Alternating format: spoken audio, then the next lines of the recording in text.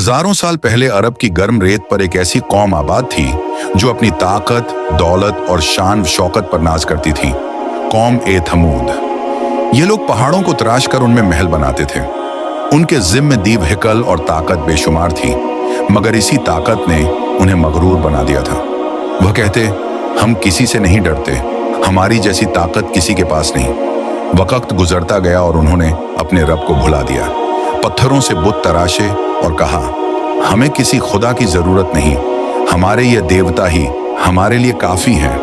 उनके दिलों में अंधेरा छा गया, झूठ, चोरी और कत्ल गारत बढ़ गया। औरतें ताकतवर मर्दों को पसंद करती और बेहयाई आम थी।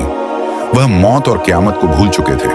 तब अल्लाह ताला ने उनके लिए हिदायत का चराग के तौर पर हजरत सालेह अलैहिस्सलाम को भेजा, जो एक नेक, सच्चे और समझदार इंसान थे। जब उन्होंने कहा, अल्लाह की इबादत करो, वही तुम्हारा रब है जिसने तुम्हें मिट्टी से बनाया, तो कौम बोली, सालेह, तुम हमें हमारे बाप दादा के दीन से रोक रहे हो?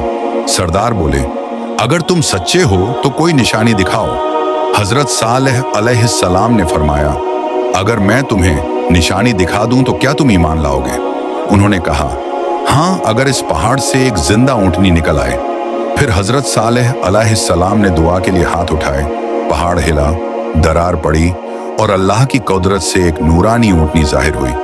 कुछ बोले, यह जादू है, कुछ बोले, यह तो अल्लाह की निशानी है। सालेह अलैहिस्सलाम ने फरमाया, यह ऊंटनी अल्लाह की निशानी है, इसे आजाद छोड़ दो। एक दिन यह पानी पिएगी और दूसरे दिन तुम्हारे जानवर। कुछ ईमान लाए मगर अधिकतर जिद पर कायम रहे। रात के अंधेरे में कुछ बदबख्तों ने ऊंटनी के कत्ल की साजिश की।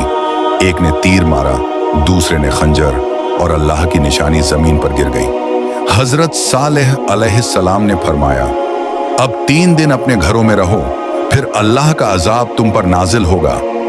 वे हंसे और बोले, देखते हैं क्या होता है। पहला दिन गुजरा तो चेहरे जर्द, दूसरा दिन लाल, तीसरा दिन काला हो गया।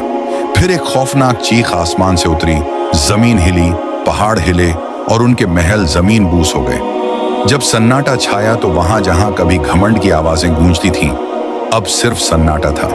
हजरत सालेह अलैहिस्सलाम वापस आए, उजड़ी बस्ती देखी और फरमाया, ऐ मेरे रब, मैंने तेरी राह दिखाने की कोशिश की, मगर ये खुद गुमराही में डूब गए। यूं वह कौम जो दुनिया की सबसे ताकतवर थी, अपनी नाफरमानी और घमंड की वजह से मिट गई।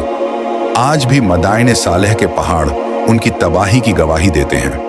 अल्लाह हमें घमंड और नाफरमानी से बचाए।